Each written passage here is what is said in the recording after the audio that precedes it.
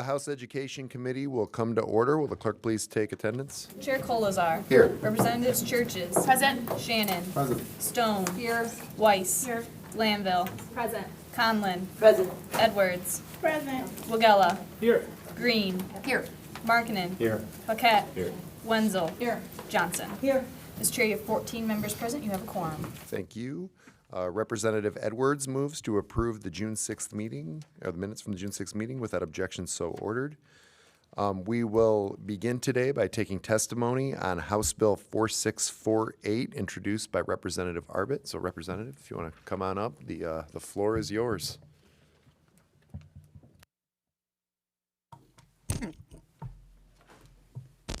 Thank you, Chair Colzar and members of the committee. It's an honor to testify before you this morning on my legislation, House Bill 4648, and I appreciate you taking the time. As you no doubt already know, Student Count Day is the mechanism by which school districts take census of their enrolled student body and submit those numbers to the state so we can determine annual district funding allocations proportional to each school district's enrolled student population.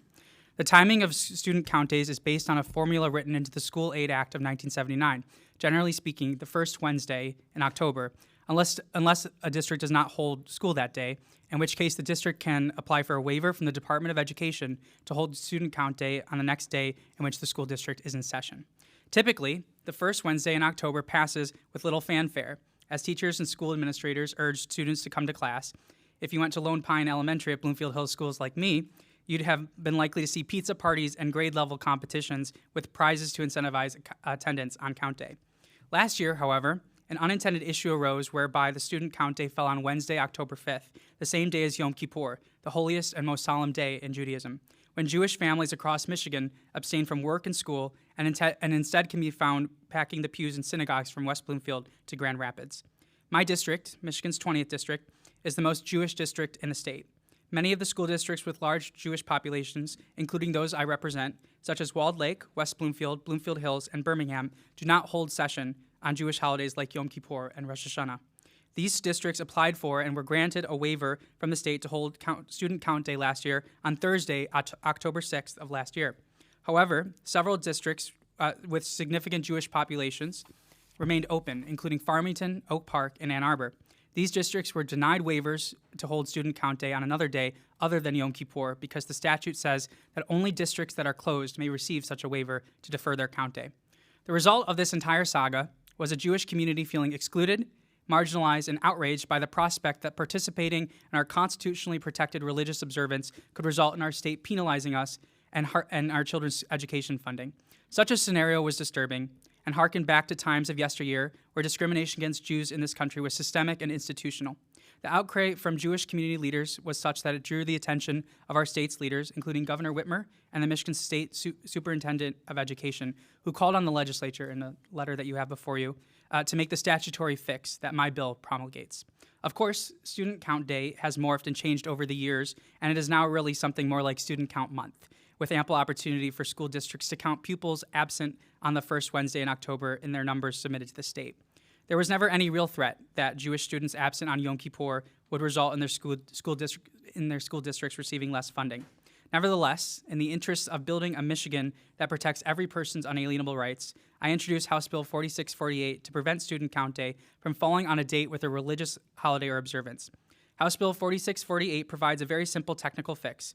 Instead of relying on districts to receive a waiver from MDE if they are closed due to a religious holiday, impacting a significant share of the student body, my bill will shift the student count day for all districts by one day, if that first Wednesday in October should coincide with a religious holiday or observance.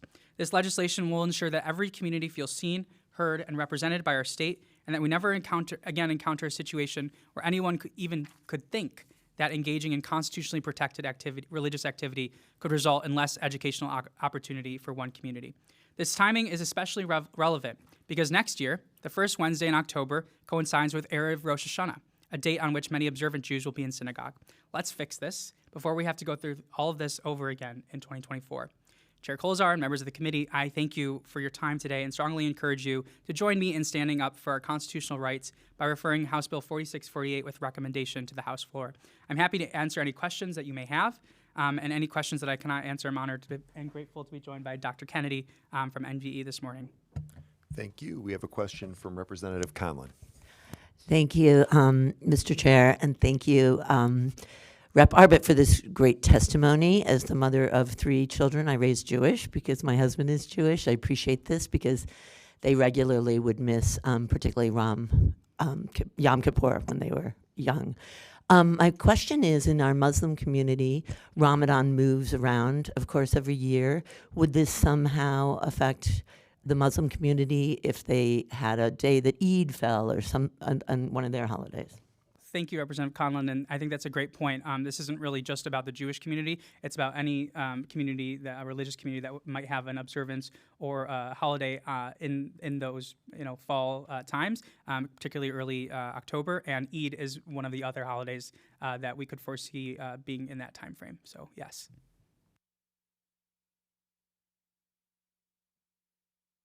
Okay, no other questions. Dr. Kennedy, did you say, are you coming to testify or no?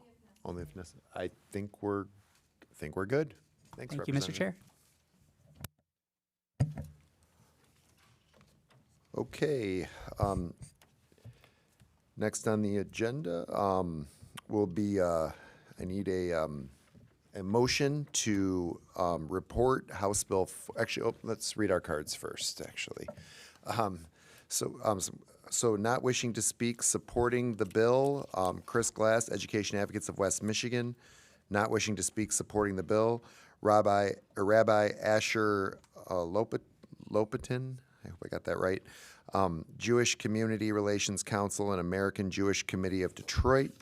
Not wishing to speak, supporting the bill, Naomi Norman, Washtenaw Intermediate School District. Not wishing to speak, supporting the bill, Dr. Janice K. Swift, Ann Arbor Public Schools. And not wishing to speak, supporting the bill, Bob Kefjan, MASSP. Not wishing to speak, supporting the bill, David Randalls from Oakland Schools. And not wishing to speak, supporting the bill, Dr. Kennedy from MDE. Okay, need a motion to report House Bill 4648 with recommendation. Representative Glanville makes that motion. Will the clerk please take the roll? On the motion to report, Chair Colazar. Yes. Representatives Churches. Yes. Shannon. Yes. Stone. Yes. Weiss. Yes. Glanville. Yes. Conlon. Yes. Edwards. Yes.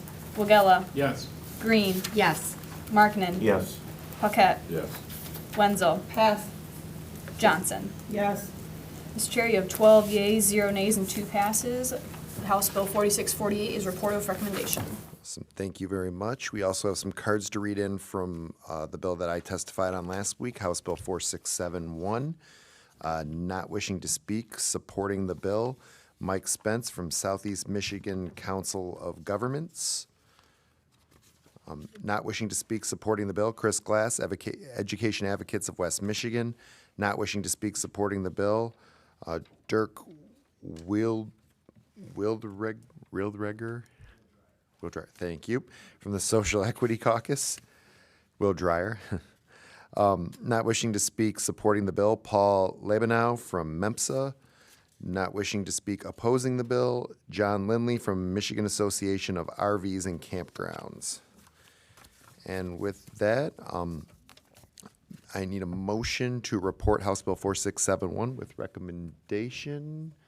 Representative Wagella makes that motion. Will the clerk please take the roll? On the motion to report, Chair Colazar. Yes. Representatives Churches. Yes. Shannon. Yes. Stone. Yes. Weiss. Yes. Glanville. Yes. Conlon. Yes. Edwards. Yes. Wagella. Yes. Green. Yes. Markinen. Yes. Paquette. Yes.